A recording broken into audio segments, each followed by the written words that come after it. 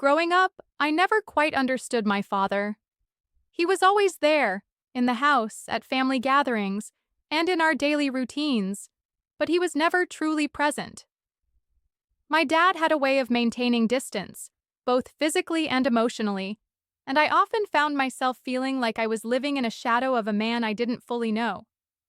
He was always working, always busy with something else, and always seemed to have more important things to do than connect with me.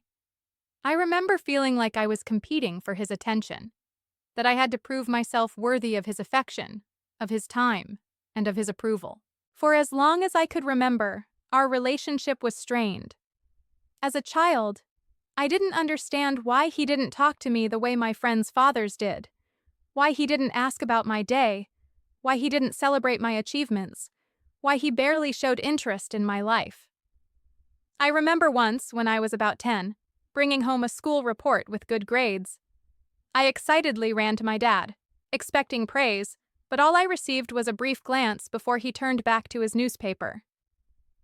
"That's good," he said, but there was no warmth in his voice, no pride, no smile, just acknowledgement that I had done what I was supposed to do.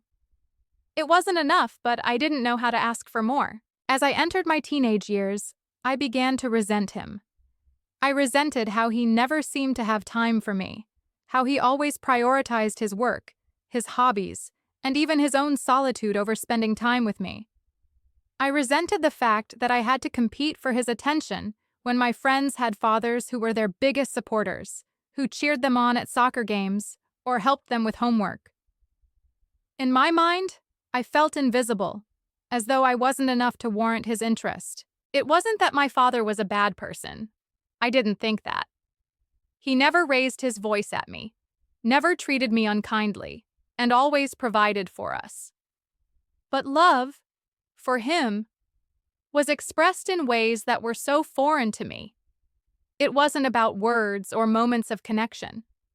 It was about practicality, about doing what needed to be done. He loved us by providing for us, by ensuring we had everything we needed. But to me, it always felt like love was something he kept hidden, locked away somewhere deep inside. As I grew older, the gap between us only widened.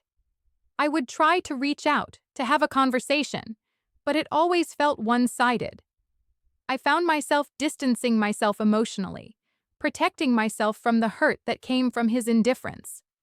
I started to doubt myself, to think that maybe I wasn't good enough, that maybe he was disappointed in me, or that I wasn't worthy of his love. And all those feelings, those unresolved questions, began to fester inside me. I began to shut down. I started thinking that maybe I didn't need him in my life at all. After all, if he didn't seem to care, why should I?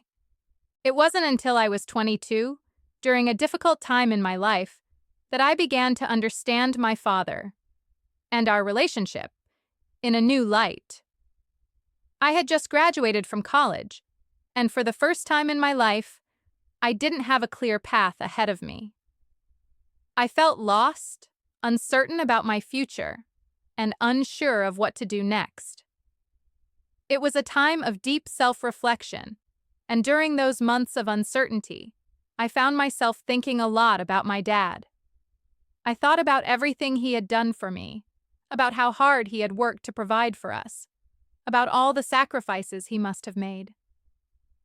And I realized something important. My father had never known how to express love the way I needed it. He loved us the only way he knew how, through action. I was sitting at home one evening, feeling particularly overwhelmed, when I realized that my father's emotional distance wasn't about me. It wasn't that he didn't love me, but rather that he didn't know how to show it in a way that I could understand. I started to think about his childhood, about the life he had lived before becoming a father. I thought about the way he was raised, how he had grown up in a family where emotions weren't openly shared, where love was something you showed through deeds, not words. I realized that my father's ability to connect emotionally had been shaped by his own experiences, and that perhaps his lack of closeness had less to do with how he felt about me, and more to do with the way he had been taught to relate to others. This was a revelation for me, and it changed everything. For the first time, I began to see my father not as the distant, unemotional man I had always resented, but as a human being with his own struggles, his own fears, and his own limitations.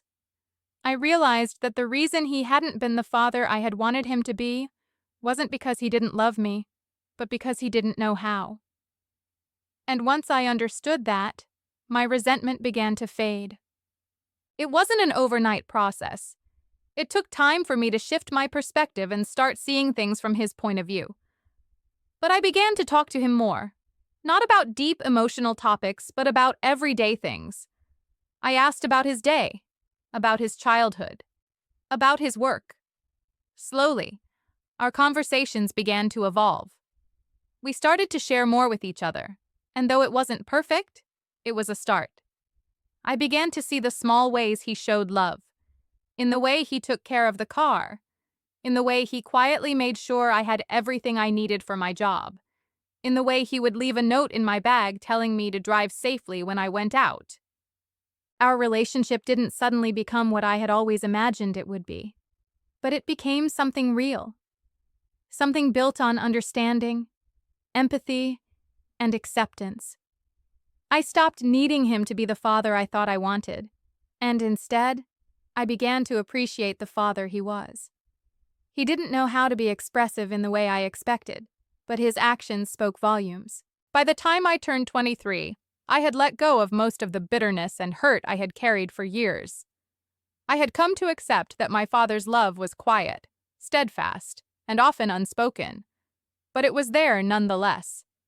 I learned to appreciate him for who he was, and to stop comparing him to other fathers, or to the image I had in my head.